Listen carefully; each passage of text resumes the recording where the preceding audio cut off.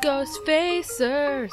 Welcome to Bigfoot for Breakfast, home of the mysterious and the macabre, where we sit in the basement every week, challenging conventional thought. We are your hosts, Samantha Carter and Sarah Jones. As usual, if you're a new listener, don't forget to push the subscribe button on whichever podcast platform you listen from, and after you've heard a few episodes, please take a few minutes to leave us a rating and a review. This is a huge deal for us. It makes the show more easy to find for new listeners and lets us know how you feel about it. Also, anyone with any show suggestions as far as topics or things we could do differently to make it more enjoyable, other than my singing because can't stop, won't stop, you can message us on Facebook or email us at www.bigfootforbreakfast.com. We really would love to hear from you. I can't decide whether we should say W or like George Bush it. www. www. www. www. WWE. WWF. www.bigfootforbreakfast.com. I mean, you really double that W. W. W. Really hitting those W's very hard. Oh, anyway. Speaking of that, we have decided that we are not good at releasing these. We are not good. We're not good at getting these episodes out on Monday. And for some reason, they're always way closer to Tuesday before they get actually to you. So we're going to go ahead and stop telling you that they're going to be released every Monday, and we're going to go with Tuesday now. Tuesday is the day you will get our episodes. Don't be hating. It's just one more day. Tuesdays are good too. Tuesday's fine. Anyway, we're going to continue doing contests and stuff, so keep looking out for that, okay? Okay. Okay. All right. You can win some Bigfoot for Breakfast merch. Anyway, we're happy you're here and let's get on with the show. But first, we want to talk about another podcast that you guys should definitely check out. We play their promo every week, but they deserve a little more of a shout out because their show is awesome. And we listen every week also. They pick a different real world topic each week to discuss between the four of them. There are varying points of view and tons of entertainment. They find a way to discuss a serious topic and keep us laughing the entire time. Literally the entire time. It's hilarious. They did just do a live episode on their Facebook the other night. That was awesome. And their Thanksgiving episode is seriously hilarious. If you haven't heard Alani B's storytelling voice, you have to listen to that episode. They're much better at live than we are, so support these guys because we suck. We're not good live. Not good. So if you guys want good entertainment and no nonsense, a little nonsense approach to real issues from down-to-earth people who are fun to listen to, give the Question Everything guys a listen, and we think you'll be impressed. Sean the Mick, Lanny B, and Semper Fi Rob. You guys are great, and we love your show here at Bigfoot for Breakfast.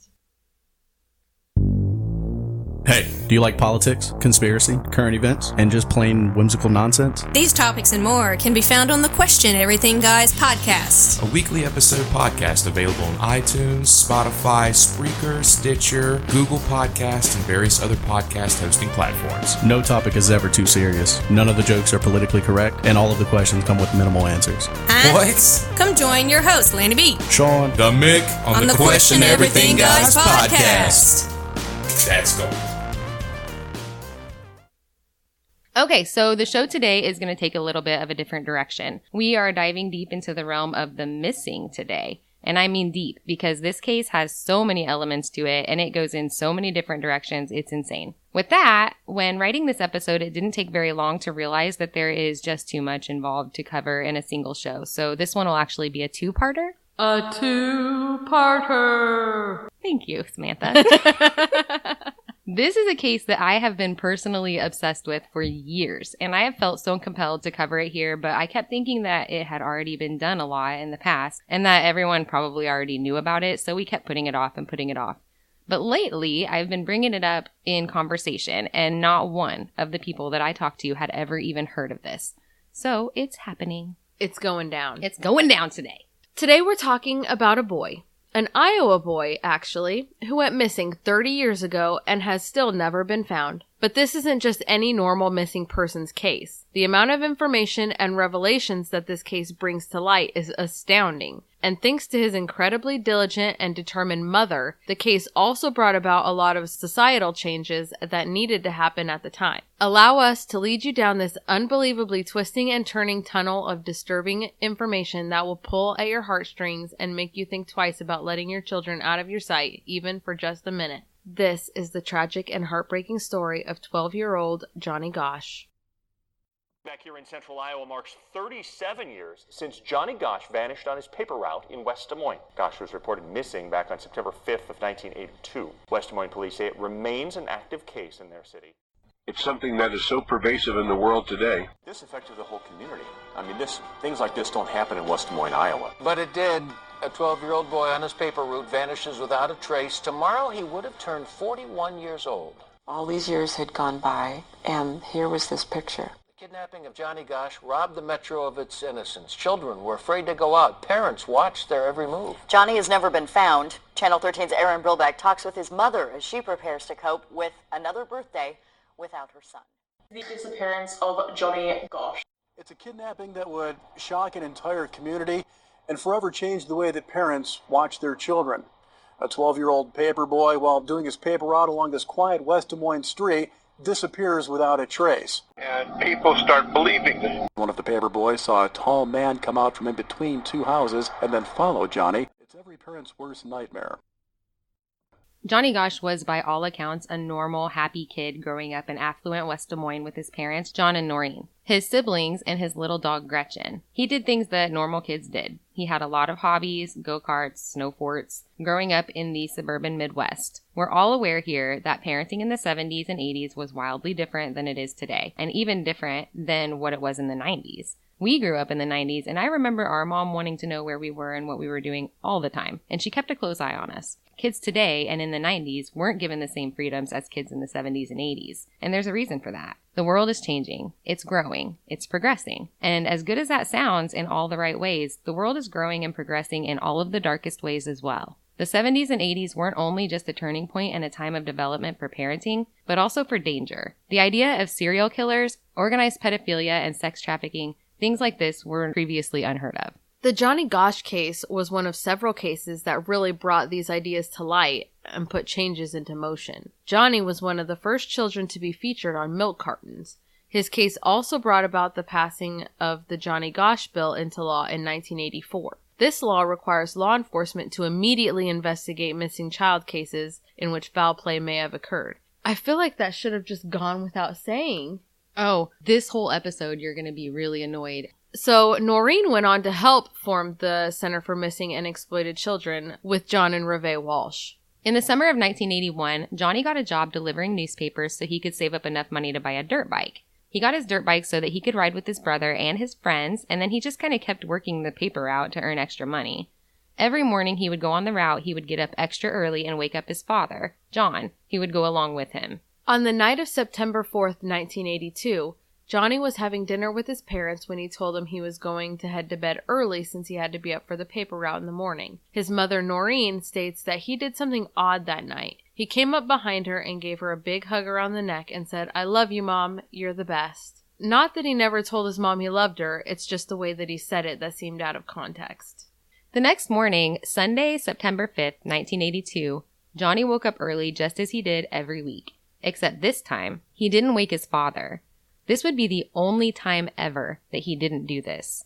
I don't know if he felt like he was old enough to go alone or if he just felt bad about waking him. He had been doing the route for a little over a year at this point, so he might have just felt comfortable enough with it to go without his dad. He did, however, bring along his dog Gretchen, who sat in the wagon with the newspapers tied to it with a leash. The neighbor reported hearing Johnny cut through his backyard with the wagon to get the newspapers at about 5:45 a.m. Keep in mind that Johnny wasn't the only kid in the area delivering papers. There were actually several and a few other adults. This was a common job for children back in the day. As Johnny went along his route, doing his job, a few of the kids remember seeing him. One kid met him on the street and they stopped for a minute and talked before both going their own way. This would be the last known person to ever see Johnny again. An hour or so passed, and about 7 a.m., Johnny's mother, Noreen, began receiving phone calls from around the neighborhood complaining that people had not yet received their newspapers that morning, when Johnny should have been there long ago. Noreen immediately knew something was wrong. This was not like Johnny. You hear this thing, they're investigating, the local authorities, the federal authorities. Johnny's dad came back to the house and said, call the police right away. Johnny's wagon is sitting up at the corner. Papers are still there. He hasn't delivered one. Noreen Gosch called the police and then spoke with several of the other paper boys who last saw Johnny. Johnny turned to Mike and said, I've got my papers loaded in the wagon. I'm scared. I am getting out of here. I'm going to head home. As Johnny left, the other paper boys told Johnny's mother the driver of the car took off too. The man pulled the door shut, started up the engine, but before he left, he reached up and he flicked the dome light 3 times in the car. Trying to find someone who saw something of Johnny, saw anything at all, but nothing was found. Days turned to months and then years, and still no sign of Johnny Gosch. I literally could not breathe. I could not get my breath. Gosch brought the pictures to the West Des Moines Police Department. The detective kept saying, that's Johnny. That's Johnny. I said, I know, that's Johnny.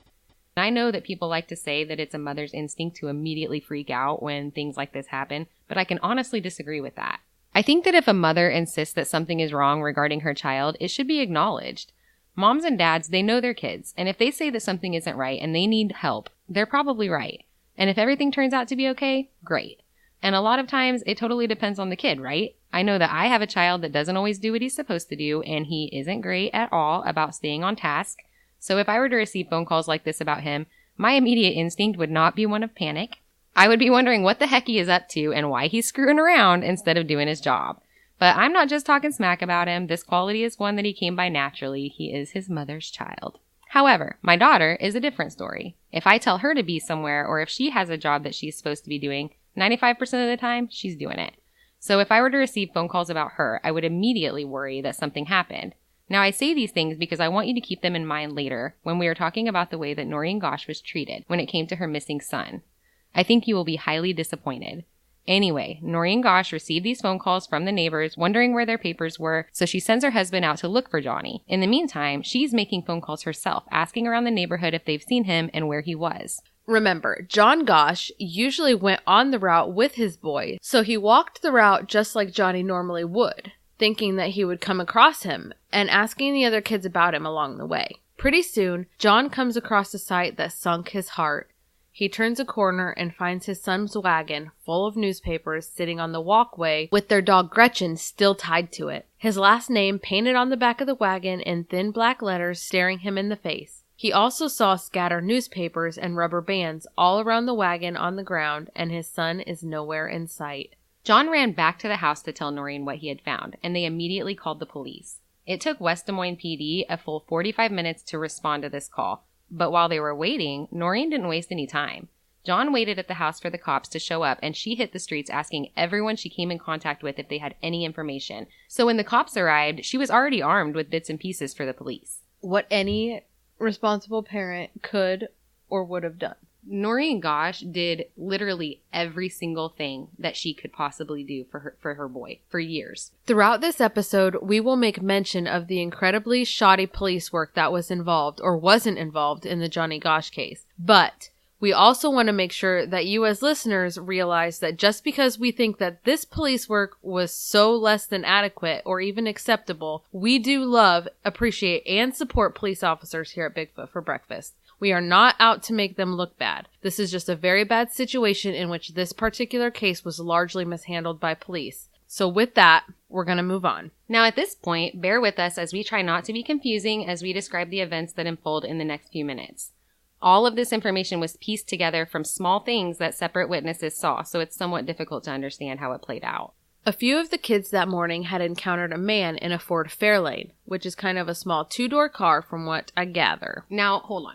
I'm going to go ahead and say I've been meaning to look this up for sure. But okay, so different sources call this car different things. I've heard it stated that it was a Fairlane. I've also heard it called a Fairmont. And I've also heard it called a Fiero. So I don't know. I'm not entirely sure. I know what a Fiero is. The other two cars I am not familiar with. I know it was like a small sports car and it was 2 doors. Like a compact? Yeah, so I imagine a Fiero, but other people were saying Fairmont and Fairlane. It was a small 2-door car. This particular car was a two-tone blue. This man was reportedly described as a stocky Hispanic man who appeared almost angry. He had tried to talk to a couple of kids and was ignored before finally he was witnessed to have driven slowly by Johnny and then reversed the car down the road to where Johnny was walking in order to talk to him. One of the kids reported seeing Johnny interacting with the guy and pointing as though he was giving directions, but Johnny seemed to be keeping his distance. Johnny then looked at one of the other paper boys' dads and asked him, "Hey, can you come help this guy?"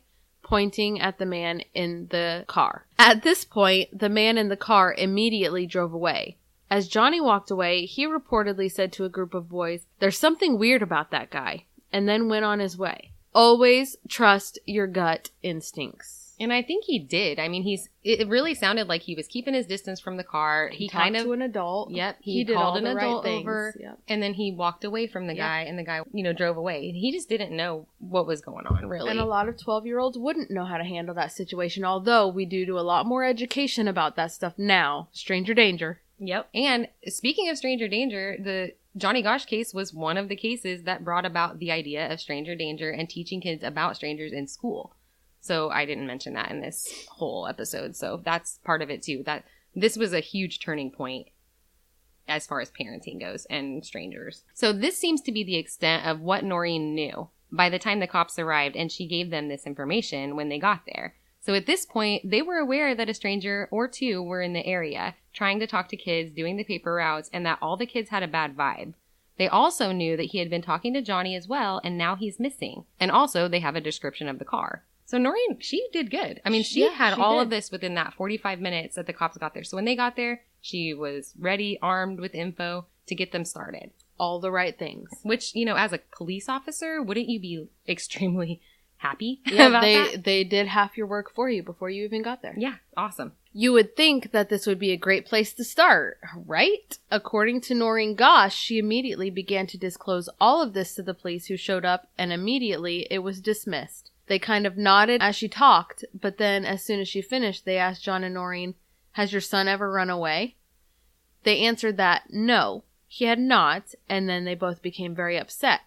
They did a quick interview with John and Noreen and gathered information about the morning, how Johnny was feeling, if he had been fighting with his parents or siblings, etc. But they largely ignored the things that Noreen was saying when she was trying to tell them that she thinks someone took Johnny and that she had a little information. The police left the home and didn't follow up on anything at the time. They just took the report, basically. Now, Noreen Gosch is super mad. Rightfully so. She gets on the phone and she starts calling anyone and everyone she can think of to help her search for her boy. For the next few days, this area of Des Moines is crawling with people, none of them police officers.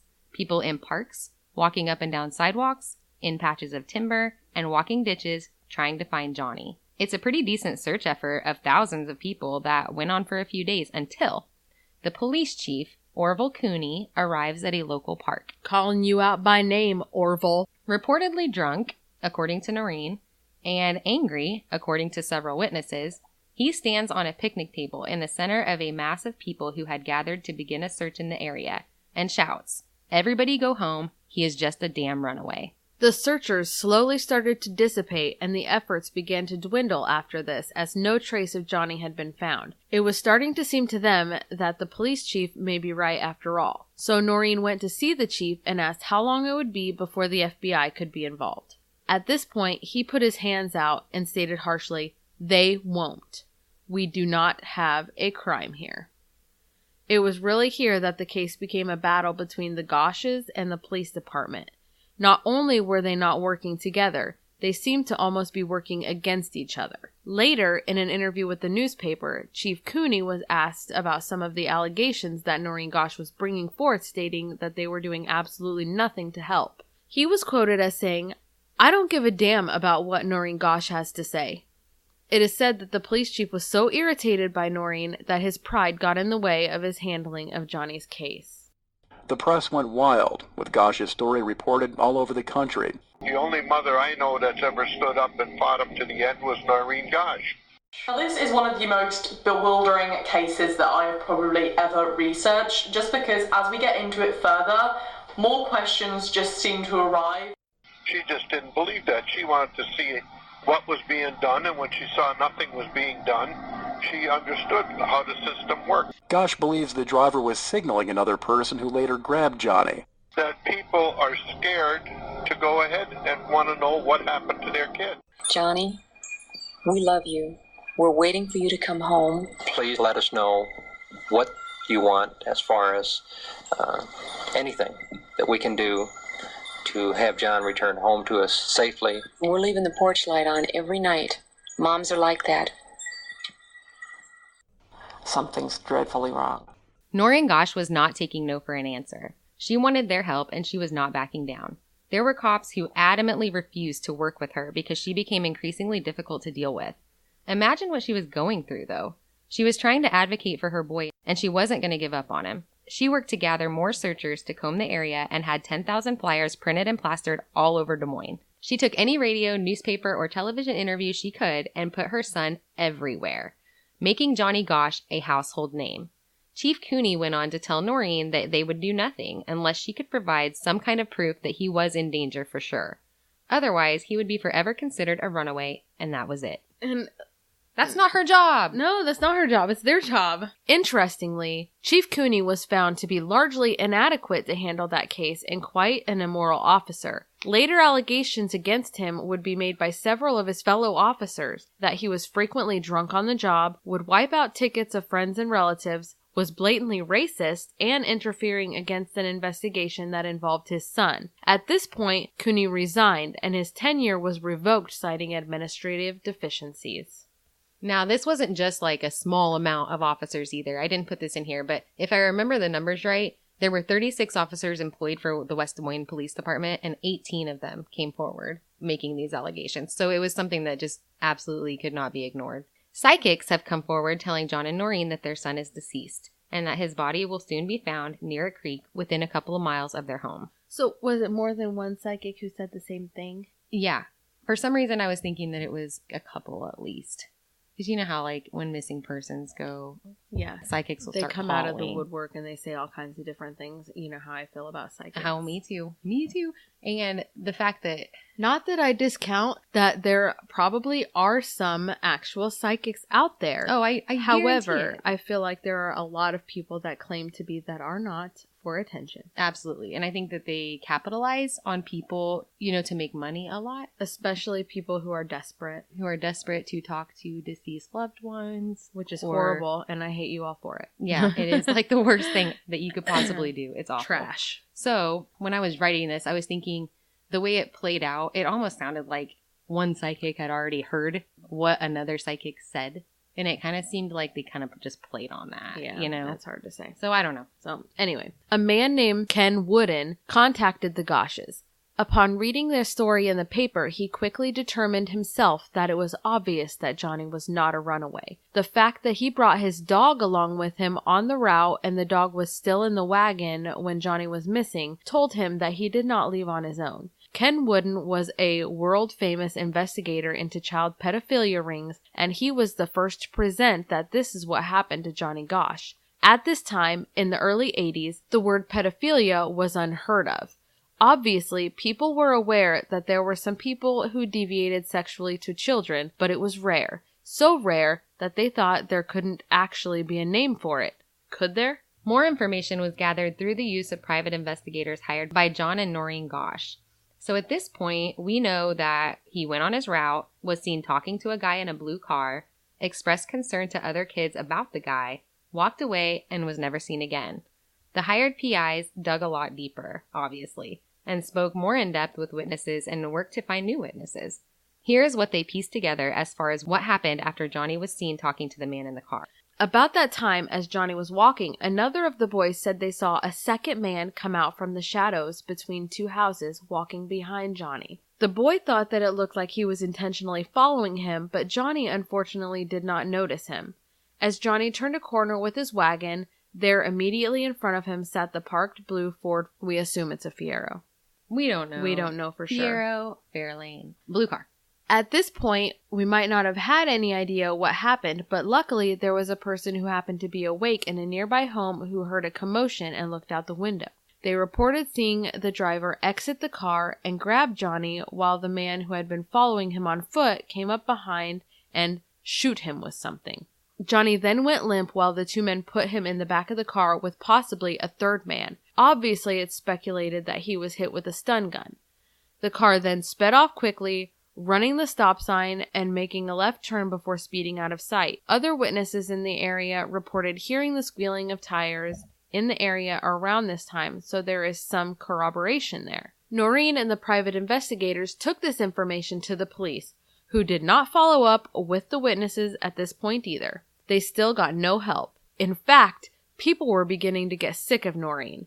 News reporters would roll their eyes at her very animated and dramatic public displays of outrage at how things were being handled, and people began to listen to her less and less. People were calling her crazy, and the FBI reportedly called her a loon. I don't really understand all of this. I kind of feel like Noreen Gosch did become this person. It seems like she was really made to be. The amount of frustration that a person would experience after her child, her baby, had disappeared, and she was left on her own to solve the crime would be insurmountable. This frustration on top of sheer grief, we've all been there a little bit, I think. For almost everyone, there has been a moment, even a few moments, where we lose sight of our kid in a busy store or anywhere in public, and for that period of time, we become slightly irrational. You can't breathe. Instinctual panic takes over your minds as you run through the insane scenarios of what could be happening, where they could be, and you desperately reach out to the people within your physical proximity for help as they try to help you be calm. But you're really trying to calm down, to breathe deeply, to not seem like you're losing your mind as the tears are welling up in your eyes and you can't stop them. This makes you more frustrated. You still can't breathe. Usually within minutes, the child is found. They're fine. They're kids and they wandered away distracted by something they saw or something they wanted. But imagine a scenario where that didn't happen. Seconds just keep ticking by, then minutes, then hours. More and more people are looking, but your child is not being found. You still can't breathe. Then imagine the police arrive and you feel a little bit of relief because someone important is there to help you. Someone who won't look at you like you're crazy. And then they do. They don't help. They tell you that it's all in your head and that your kid is fine. They probably just left on their own, and just like that, you're alone. And still, you can't breathe. Yeah. I've personally experienced this. Me too. Oh my gosh. I lost Riley in Walmart once and I almost lost my mind. It wasn't even that long. He went in the bathroom and then he didn't come out of the bathroom and didn't come out of the bathroom. And in a time where I took my eyes off the bathroom door for 5 seconds, he must have run out and he was running in this. So, he went in the bathroom and just didn't come out and he was gone. And you remember that time Lottie didn't show up after school? Yes. Nobody knew where she was. Yes. I can't tell you how many teachers got phone calls like, have you seen her? Where is she? She wasn't on her route home because she always takes the same route. And it turned out that I just wasn't told about an after school practice. But imagine that. We've all felt that panic as parents for a moment. Now imagine the feeling while you're panicking and imagine never getting that normalcy back. It just stays that way for the rest of your life. You never get it back.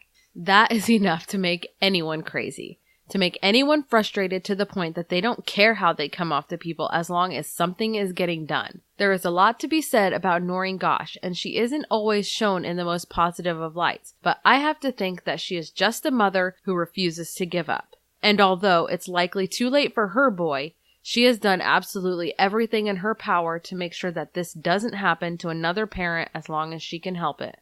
And I admire Noreen. She could easily have just sat in Johnny's bedroom and cried, given up, lived a lifetime of despair over what happened to their family, but she didn't. She took action, and those actions have led to big changes within the laws regarding missing children and helped lead to the building of organizations dedicated to this cause, and that has helped bring the number of recovered missing children from 65% in the early 80s to 97% that it is today. So no matter what is said about her, that is a win.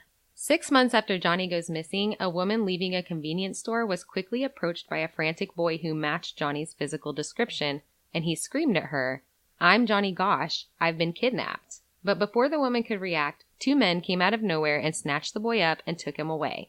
This was reported, but there was really no good evidence that it happened, so there was nothing to follow up on. She didn't get a license plate number or anything like that the police could work with, so it kind of just went on the list of weird things and stayed there. This incident is said to have occurred in Oklahoma. And remember, this is a time when we didn't have like the CCTV, so they couldn't go back to parking lot cameras and see anything. So, I mean, they're just going off of witness statements. So part of that, I do understand. And people weren't as vigilant about, what do I need to get? What information do I need? License plate number, car description, person description. So we just have these incidents and small snippets of reporting. Not that I think the police shouldn't have acted on them, but I mean, it is hard. There's no cameras. I mean, imagine if this happened today. This would be all over video. I mean, there'd be video of it. Somebody saw that, it would be on video. Someone's got their phone out. Or just store cameras, street cameras, towns have cameras, Then in a surprising twist on August 14th, 1984, 2 years after the disappearance of Johnny Gosch, what do you know? Yet another boy goes missing. A 13-year-old paper boy in Iowa, Eugene Martin, disappeared while delivering papers on his route and was last seen on the corner of Southwest 14th and Highview Drive in Des Moines, Iowa. He was also witnessed to have been talking to a strange man in a car just before he vanished. Nothing was ever found of Eugene either, except for the newspapers he was holding scattered across the ground near where he was last seen. Noreen Gosch had made such huge waves that this case was not treated the same as Johnny's. Eugene's parents did have help, and despite the assistance of police and the FBI, along with massive searches of the area and extensive interviews, no trace of Eugene Martin was ever found, just like Johnny. Unbelievably, even though the police were helpful, they quickly dismissed the idea that these two cases were related, despite the thought by everyone else in existence that they had to be, or at the very least, should be closely looked at. Eugene's face began appearing on the side of milk cartons, right along with Johnny's. 3 years after Johnny was last seen in 1985. What was the first milk company that... AE. That's what I thought. Anderson Erickson. Yep. That's what I thought. They were the very first 3 years. Best cottage cheese ever. Just saying. Iowa cows can curdle. Gross. Anyway. 3 years after Johnny was last seen in 1985, John and Noreen Gosch received an odd phone call at about 9 o'clock at night. A strange dollar bill had surfaced in Sioux City, Iowa. Sioux City is about 3 hours northwest of Des Moines and sits right on the Iowa-Nebraska border. The dollar bill had been received by a woman as change from a grocery store, and a note was scribbled on it. It read, "I am alive, Johnny Gosch." Noreen was sent this dollar bill and swears that it is her son's handwriting, along with Johnny's father. The dollar bill was not acknowledged by authorities. That's me slamming my cup down. Seriously. It just kills me. The next year, on March 29th, 1986, yet another boy goes missing. 13-year-old Mark Allen was last seen in Des Moines leaving his house. He told his mother that he was going to a friend's house to hang out. She watched him walk down the driveway and disappear down the road. He never arrived at his friend's. He was reported missing the following morning, but the police would not act upon the missing persons report until a full 48 hours had been reached. Mark may not have been a paper boy, but that doesn't mean that this case may not have been connected. If you put these boys' photos side by side, they could be brothers. All the same age, all the same build, the same freaking hairstyle. It's just too coincidental. Although, for these episodes, we will really be focusing on Johnny, we thought it was really important to make these other two boys a part of it for obvious reasons. Someone left an envelope with 3 disturbing photos of several boys, all tied up. And I'm not sure what to do, but we have to do something. We have to keep it before the public. The public has to know what is going on. How sad, huh? Then West Des Moines police called her to tell her they were planning a press conference of their own to say the pictures were not of Johnny after all. As I said before, we are not going to let it die. We cannot. That picture is Johnny. And any police officer or federal agent who dares investigate these cases to the fullest extent of the law, his career is over with. Parents now believe the boy is alive and has been kidnapped. Nobody saw anything that to us was an explanation for the boy's disappearance. This is just that unsolved, unexplained missing person case. I think people have followed this saga and all the twists and turns and information that they may or may not believe that's come out over the years. It is just yet another twist in a very bizarre case. Such a torturous experience for this mother. At this time, we're going to call it a day for part 1 of the Johnny Gosch story. Believe it or not, we haven't even begun to really dive into this situation as it sits today. So we will be releasing part 2 next week, and I promise you want to hear it, because this is where things really get more interesting. and so much more information as far as what could have happened to him comes to light. I know we use the term rabbit hole a lot, but seriously, that's exactly where we're going. There is a lot to unpack here, so we really hope you'll be back because this is far from over. If you're new here, please don't forget to push the subscribe button on your podcast listening app, and please don't forget to leave us a rating and review as well because it really helps us out tremendously. If anyone has any ideas for the show, please email us at bigfootforbreakfast@outlook.com or shoot us a message on our Facebook page if you are a friend of ours there. If you haven't yet liked our Facebook page, what are you waiting for? We also have Instagram and Twitter. Find us. This is where we post contests that we have to give away free Bigfoot for Breakfast stuff, so add us so you too can be in the loop. As always, thank you so much for listening, and see you next week. On Tuesday. On Tuesday, not Monday. Tuesday. Tuesday's good. Taco Tuesday. Bigfoot and tacos. Tequila, Bigfoot, and tacos. Really, that is like a fantastic mixture of things. Right? Dun, da, da, da, da, dun, dun. Tequila. The world is full of secrets. The kidnapping of Johnny Gosch is one of them. Less than an hour later, he was gone. How sad, huh?